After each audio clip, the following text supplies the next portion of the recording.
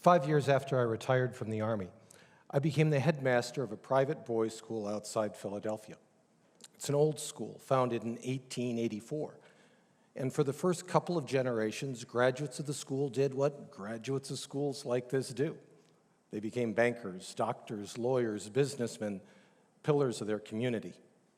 But then, 30 years after the school was founded, something happened in Europe that would shake the foundations of my school to their very core, and would also shake the foundations of schools like mine all across the United States. And I speak, of course, of the First World War, the Great War, because no one could imagine one more horrible. The war to end all wars, because people who had participated in it, seen it, lived it, and breathed it knew that nothing that awful could ever happen again. What made the First World War so awful was that it was the application, for the first time in Europe, of the products of the Industrial Revolution to warfare. The machine gun made it impossible to maneuver, and so men dug trenches all the way across Europe. Railroads brought more men and more ammunition to the front, but to no avail. The war was stalemated. They attempted to use something as horrible as poison gas to break the stalemate, but that failed too, even as it caused horrific, unthinkable injuries in hundreds of thousands of young men.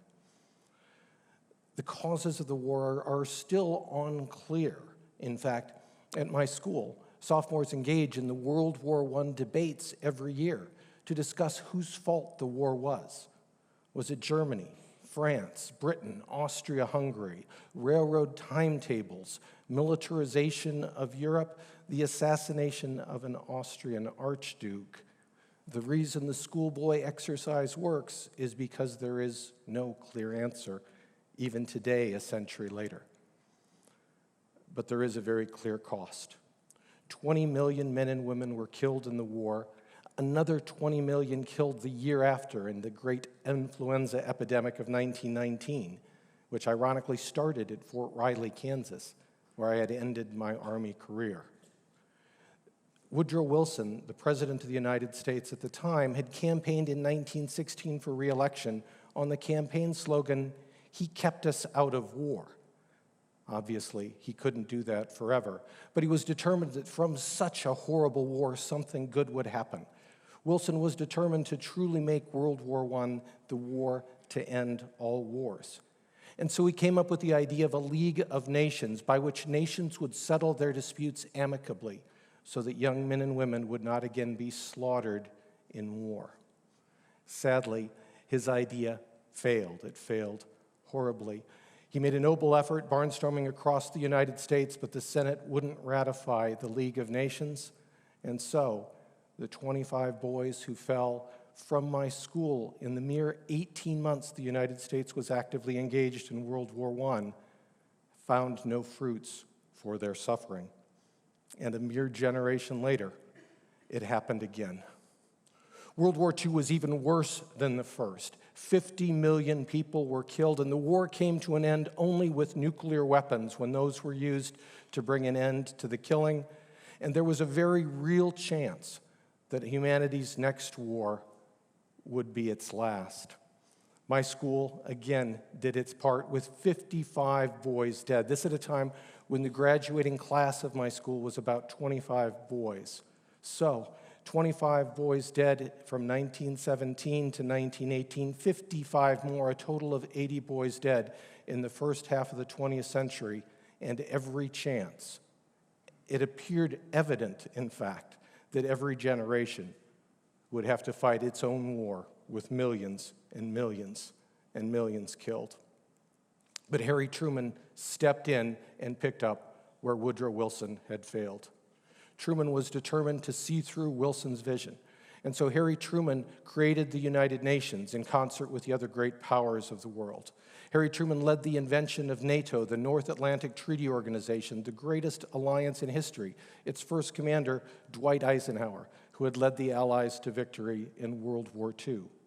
The Europeans themselves, shattered by these two wars in just 2 generations, created the European Union, an attempt to form an economic alliance so tight, to tie the economies of Europe so closely together that it was impossible to imagine war between the countries of Europe again. It was an extraordinary accomplishment, and it worked.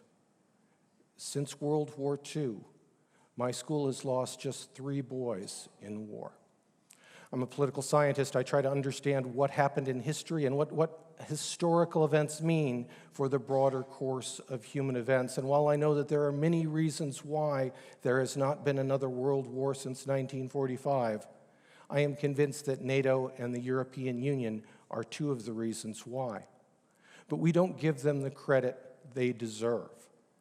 These organizations cost us money. We can say that the countries of Europe are rich and they can defend themselves. We can say that the European Union costs sovereignty and that participation in it causes economic disadvantages to some of the nations involved. And those things are absolutely true. But we must also note that because of those organizations, world war in Europe is no longer a thing that the people of Europe need to fear.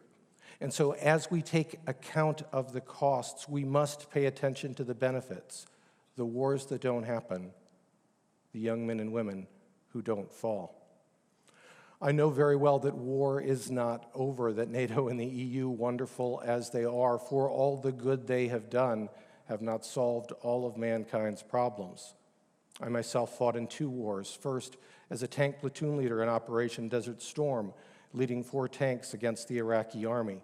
And a decade later, in the second Iraq War, Operation Iraqi Freedom, now a major, not fighting myself so much as sending men even younger than I out to fight.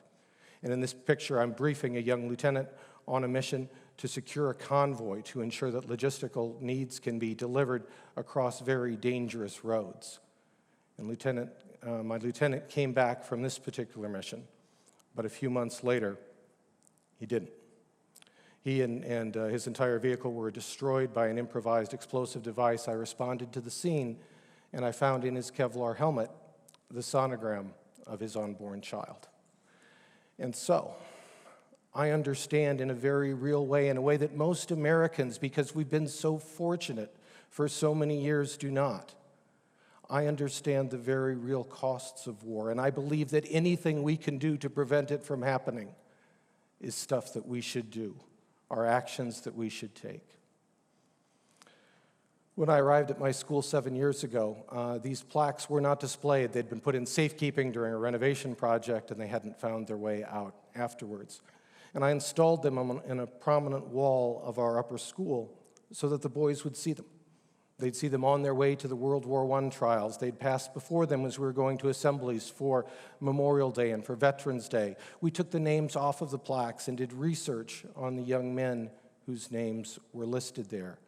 We learned about the lives they had lived and the lives they didn't get to lead because they had fought and fallen for the generations that followed. I'm an old soldier now. I won't go forth in battle myself again. I won't even send young men forth to battle. What I will do is continue to fight, to do everything I can to ensure that the young men and women of today, serving in our armed forces or blessedly not doing so, not needing to do so because of the relative peace we currently enjoy, that they understand and that all Americans understand the extraordinary benefits of the international organizations we've created, that we not forget the lessons of the past, that we do everything we can to continue to keep headmasters from me from putting more brass plaques like this on walls of my school and schools like mine all over America.